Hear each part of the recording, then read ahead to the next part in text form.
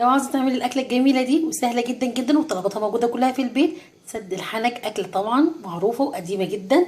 لو عاوزه تعمليها خليكي معايا لاخر الفيديو، هنتعلم مع بعضنا احلى طريقه واسهل طريقه لسد الحنك. السلام عليكم ورحمه الله وبركاته، ازيكم يا اصدقائي؟ ان شاء الله تكونوا في احسن صحه وفي احسن حال يا رب العالمين. انا النهارده جاي لكم باكله جميله جدا جدا وخفيفه وبسيطه، يعني بيني وبينكم مش محتاجه ان هي تتعبكم ولا محتاجة طلبات كتير. هي طلباتها موجودة في كل بيوتنا. محتاجة كوباية دقيق ونص كوباية سكر، وانا حابة احط لها سمنة بلدي. في الاكلة بتاعتي الجميلة دي اسمها سد الحنك، في ناس تعرفها وفي ناس اكيد ما بتعرفهاش، فانا جاية النهاردة اوريها للناس اللي ما تعرفهاش واكد المعلومة للناس اللي تعرفها.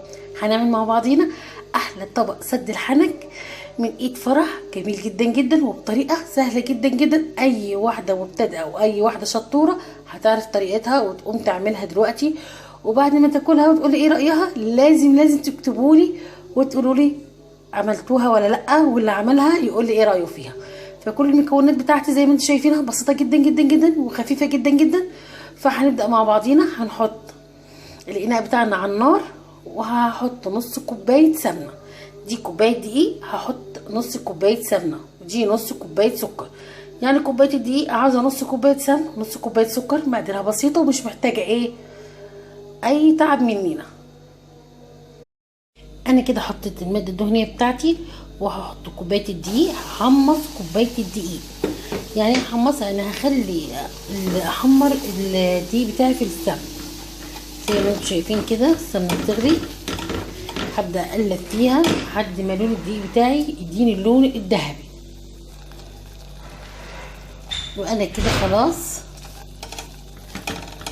اللون بدا يديني اللون الذهبي اللي انا عاوزاه، بس كمان عاوزه اغمقه حبه عن كده. شايفين الدقيق ازاي بيغلي كده في السمن؟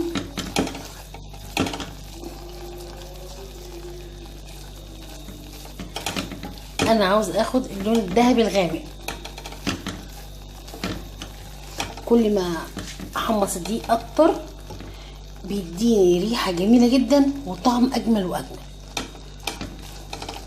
دي اكله قديمه جدا جدا ومشهوره، ودايما كانت امهاتنا زمان وجدتنا كانت دايما تعمله للاطفال الصغيره.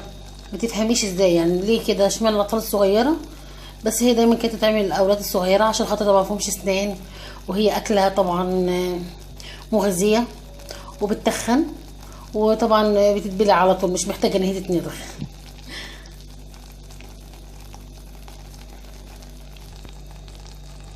انا كده خلاص وصلت اللون اللي انا عاوزاه. جبت كوبايه ميه ودوبت فيها نص كوبايه السكر زي ما انتم شايفين كده. هبدا اقلب فيها وهديها كمان حبه ميه تاني بالسكر.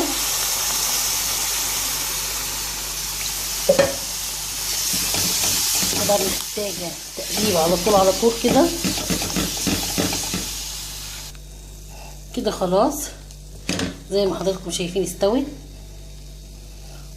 شوفوا بيت ازاي، بيت زي الملبن. شوفي بيت ازاي، بيت زي الملبن، وطعمها روعه. ما اقولكيش طعمها جميل ازاي. انا كده هحطها في طبق التقديم وارجع لكم تاني. خلاص يا بنات، انتهيت من احلى اكله ممكن تعمليها تفطري بيها او تعمليها لاولادك، جميله جدا. هي طبعا سد الحنك الجميله. وخلاص ان شاء الله تعملوها وتقولوا ايه رايكم فيها. وما تنسوش يا بنات تعملوا لايك وشير واشتراك في القناه. السلام عليكم ورحمه الله وبركاته.